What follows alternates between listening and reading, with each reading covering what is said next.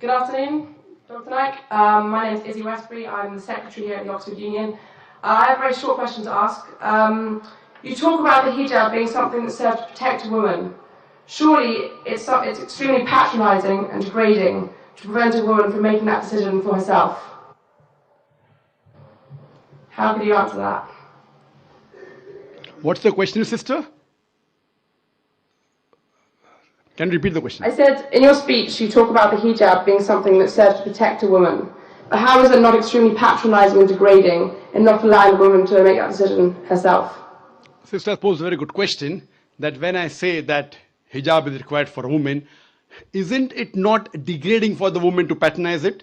Isn't it degrading?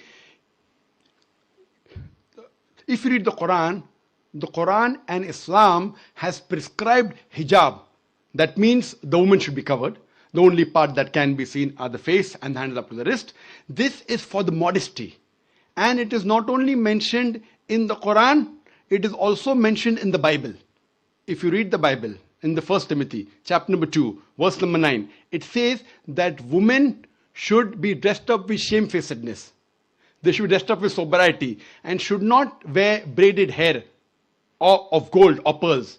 It's further mentioned in the 1 Corinthians, chapter number 5, verse number 7 to 11. The woman that does not cover her head, then she dishonors her head. Her head should be shaved off. Anyway, I don't agree with this. I'm just quoting you from the Bible.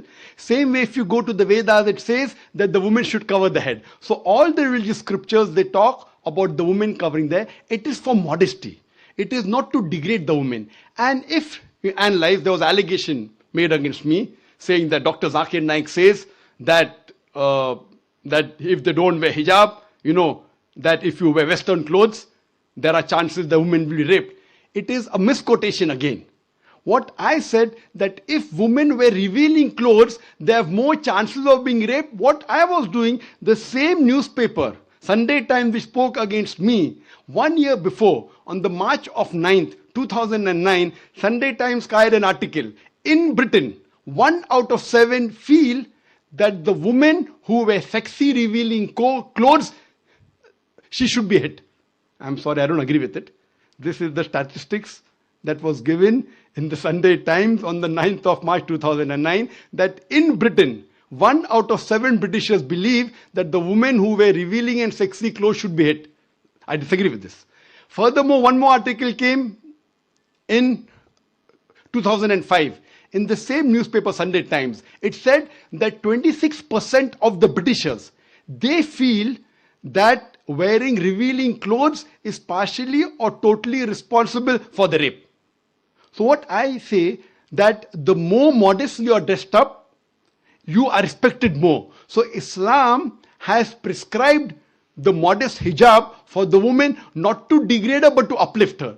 I do agree there may be cultural differences. Islam cannot force anyone to adopt it. There are cultural differences. For example,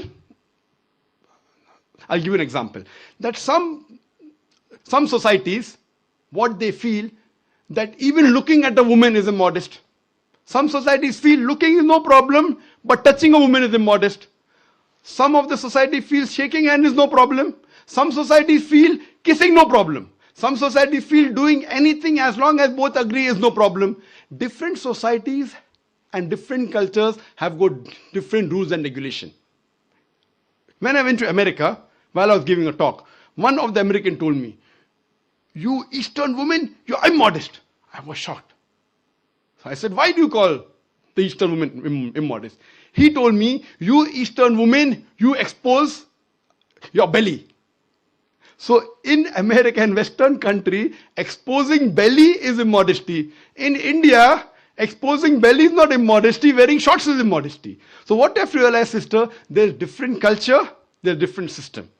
Islam cannot force anyone to adopt. It's clearly mentioned in the Quran in Surah Baqarah chapter number 2, verse number 256, La ikraha fid din, there is no compulsion in religion. But if some women want to adopt the hijab because they feel modest and they feel respected, I feel no other woman should disagree. And when I've been to UK, I've seen hundreds and thousands of women who do cover their hair and who feel that they are uplifted because of this modesty.